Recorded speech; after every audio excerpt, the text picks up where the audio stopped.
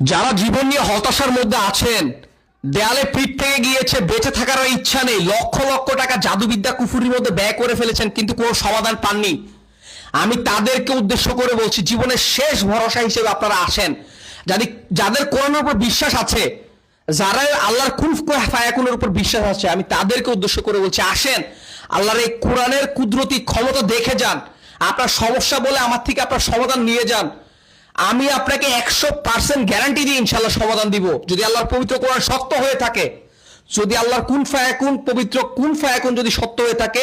আল্লাহর পবিত্র কোরআন যদি কারিশমা যদি সঠিক হয়ে থাকে, আপনি আপনার সমস্যা খুলে বলেন, ইনশাল্লাহ আপনি সমাধান পাবেনই। আপনারা যারা বলছেন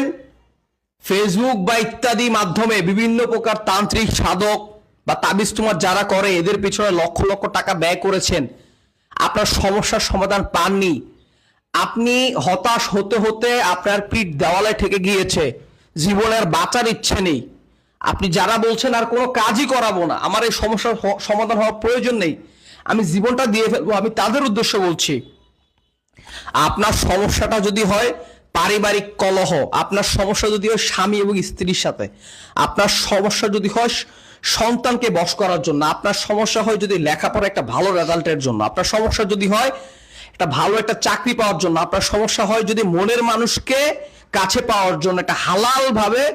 আপনার মনের মানুষকে জীবনে কাছে পাওয়ার জন্য, আপনার যদি সমস্যা হয় আপনার ভাগ্যের চাকায় ঘোরানোর জন্য, আপনার ওই সমস্যাগুলো আপনি আমাকে খুলে বলবেন, আপনার ওই ভাগ্য রাশি সবকিছু দেখে বিবেচনা করে ইনশাআল্লাহ আপনার ওই উপর কাজ করা হবে। একটা জিনিস মনে রাখতে হবে, মানুষ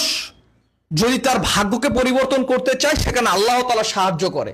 যে জাতি তার ভাগ্য পরিবর্তন করতে চায় না, স্বয়ং আল্লাহ তার ভাগ্য পরিবর্তন করে না। যদি ভাগ্য পরিবর্তন করতে চান, সেক্ষেত্রে অবশ্যই অনেক ক্ষেত্রে আপনাকে উসিলা ধরতে হবে,